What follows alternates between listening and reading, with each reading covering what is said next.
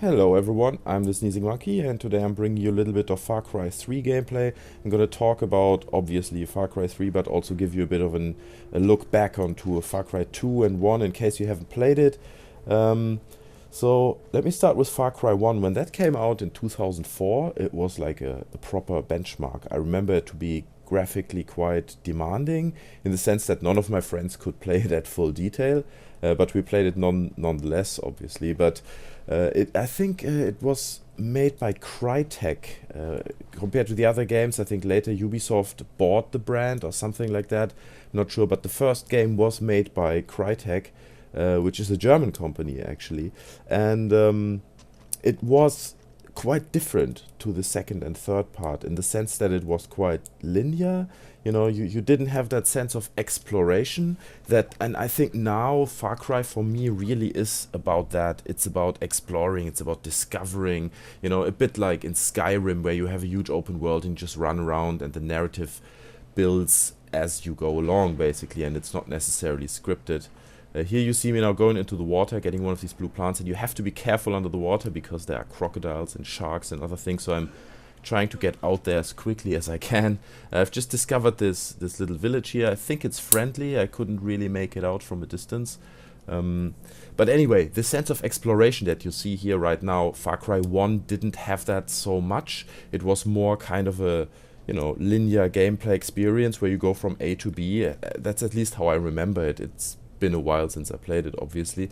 And then Far Cry 2 came out, and that was quite different. When that came out, a lot of people hated on it because it had a few things that were really annoying. Like the best example that everyone brings up all the time are these militant, military points that you pass when you go through the countryside, through the open world.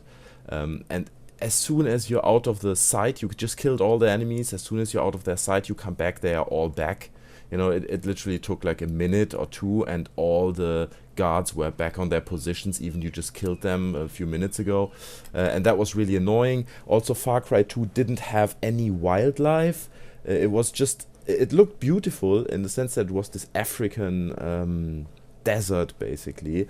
It had quite a variety of different terrains. It ranged from real deserts like the Sahara, as you would imagine it, over to, little muddy huts that are more like Tanzania or some areas like that with palm trees, and it was quite beautiful.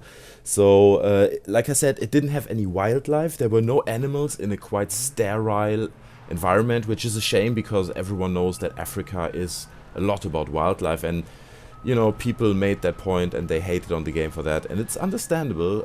But nonetheless, I thought Far Cry 2 was a really cool game. It's actually one of the few games I finished twice.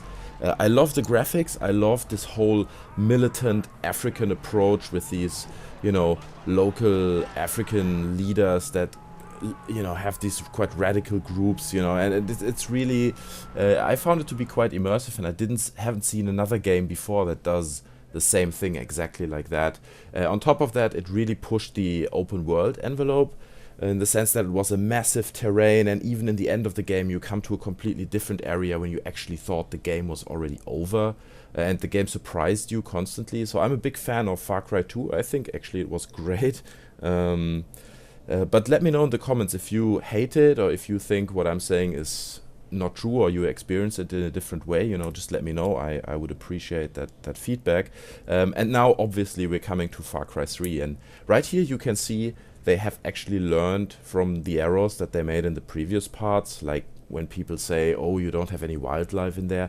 Now they really brought it in. And while I'm scoping out that base down there on the left, as you can see there, actually I'm keeping an eye on the area around me because there can always be animals, there can always be something that you didn't expect in the moment. So compared to Far Cry 2, you really need to keep an eye on the environment around you.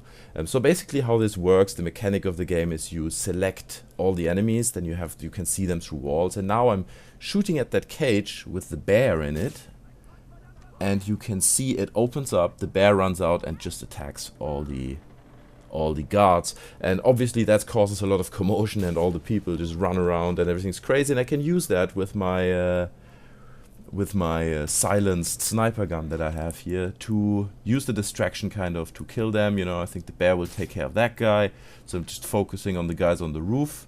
And this is actually what you're seeing right here is a quite good example for a clean takedown of a base. Obviously when it works like this, it looks really easy and you're like, oh wow, that game is really easy. Now you see the animation that I took over the base, you know, our blue flag gets pulled up. But it's actually not that easy. Very often things happen that you didn't plan and stuff goes horribly wrong. So it's not always, you know, you just hide somewhere in the bushes, hunt, put an animal inside the base and that solves all the problems. Because not every base like this has, you know, a cage with an animal in it. But now we've taken over the base. I'm just skinning this animal because from the skins of animals you can actually craft products, you know, like bigger bags that allow you to carry more guns and loads of things. You have to hunt animals in this game, which is a bit lame, I think. It's just not really... I don't want to hunt animals if I want to kind of work with the jungle and not against the jungle. It's just doesn't really compute with my idea, but it's fine, you know. It's not a big thing really, but you, like I said, you just saw that I got this base and I took it over quite cleanly. I think now I'm giving you an example of how stuff can go wrong as well when you actually had a good plan. So I just discovered this base here, and I'm trying to get into a good position and just follow the gameplay now and watch what happens.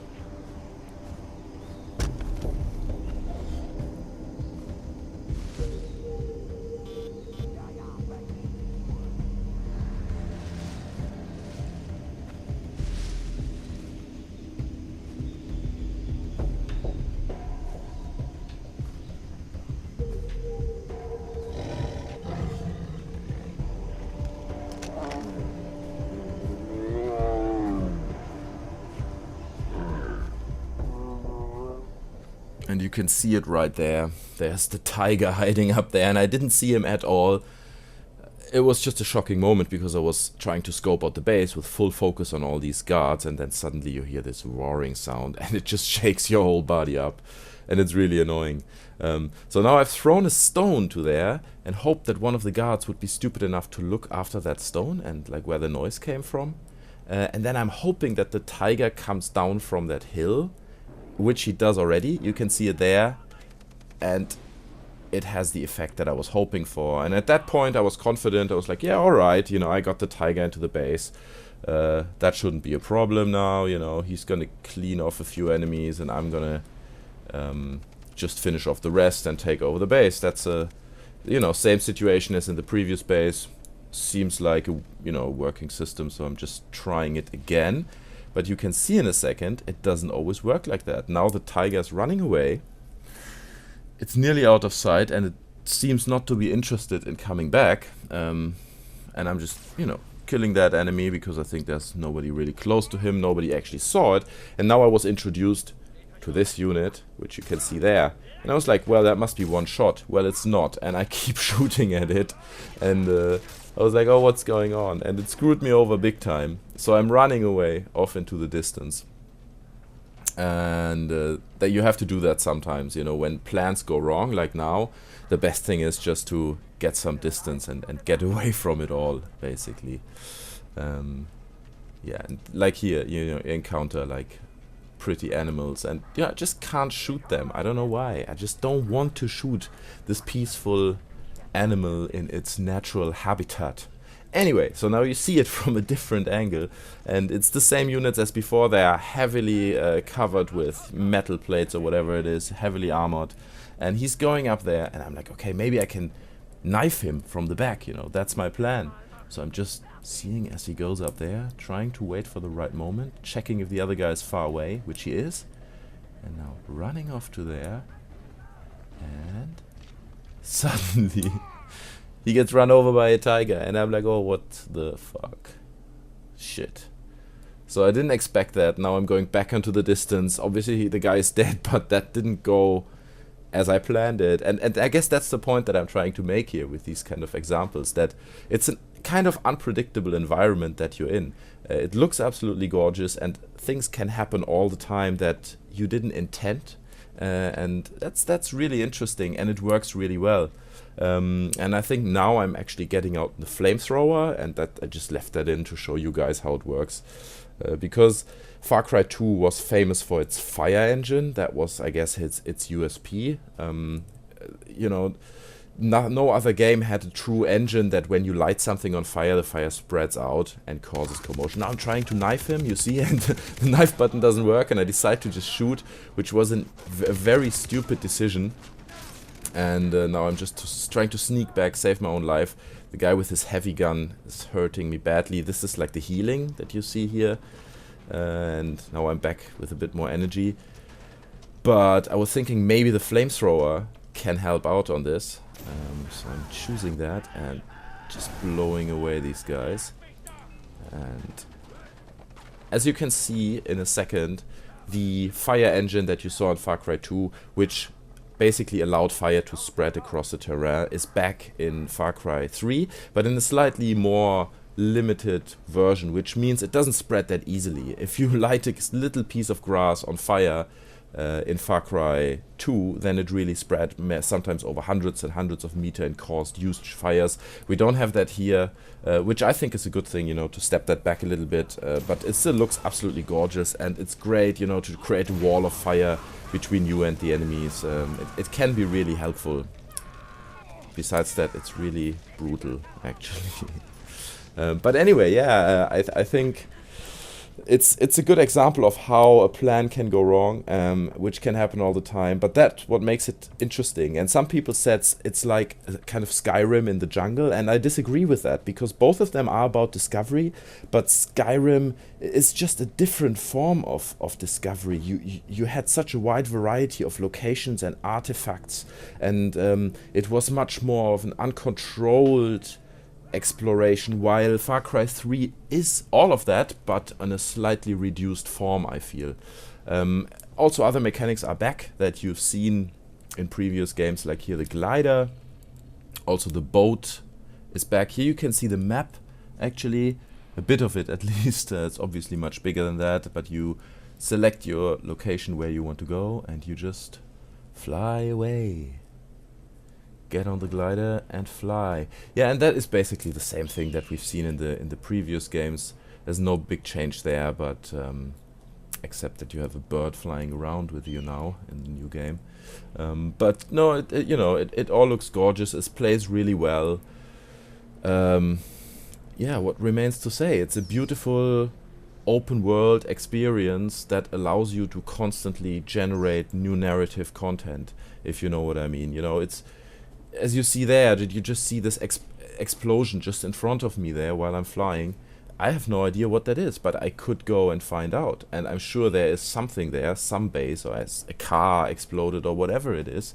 And that's what, I nearly said Skyrim, that's what Far Cry 3 does really well. It creates a playground for you to play around in, to be surprised by the game all the time, and that's what keeps it interesting. After a while, it still gets slightly dull, because you're mostly, you know, playing around the story, which is great. The story is really nice, but it's kind of repetitive. You take over bases, you go into small villages, you charge your gear, you go take over another base, and you know. But here you see, even flying is not a guarantee to be safe. I just flew over a base and I got attacked, so now I have to find a way out and land on the side here. Again, a great example of how the world surprises you all the time. Like I said, it gets a bit dull after a while, but it's nothing that really bothered me, you know. It's nothing that makes you say, oh, I don't want to play that game anymore. Every time you start Far Cry 3 and you enter this world, it immediately brings you back into it, and it makes you want to explore more. I'm not sure to what extent I would want to play it after I finished the campaign. I'm not even sure it has a multiplayer. I think it does, but again, you see it here now. I'm running through the jungle, and suddenly I encounter like these two what is it? Not terrorists. This is a very wrong word, but these two pirates or something, and they are holding these local farmers, hostage. You know, you can see it's a massacre, and it tells you like a little story. Even you just wanted to walk somewhere else, you just encounter that stuff randomly. And that reminds you very much of Skyrim. You know, that's something that Skyrim would do, like little scenes that happen here and there and that just make everything much more interesting and tell little stories on the side. And you know, after you freed him, you helped him, you just pass on. I don't think you get a reward or something. It's just what it is. You just help the guy. So yeah, again, it's a really good game. I recommend it if you see it, even if it's not really cheap. Like, it's definitely worth 15-20 quid, you know, because you get like such a compelling and finished game. It just feels really nice. I didn't encounter any bugs or anything. So I really recommend to give it a look, play it for yourself. I think there's one last scene now where I'm just walking towards that little village, and then suddenly I see a tiger up there. I think it's a tiger, or is it like a leopard or something? And I just mark it. And then I encounter another animal, and I can see that it's actually a tiger or a leopard hunting a tiger after a pig. You know, and it's these little moments where you're like, that's interesting. You know, that just happens there. So it adds to this idea of a living, breathing world. And that's really what makes Far Cry 3 unique. Anyway, guys, I think that's it from my side. I hope you enjoyed the video. If you did, leave me a little like or a comment. That would be very much appreciated. I've gained a few new subscribers in the last time. That's really great. I'm really happy about that. So if you enjoyed the video, just show it to me somehow. I would really appreciate the feedback. And with that little impression here of the sun going down in this little fishing village, which is actually friendly, I say goodbye and thanks for watching, and I hope to see you next time. Thanks, guys. I'm out.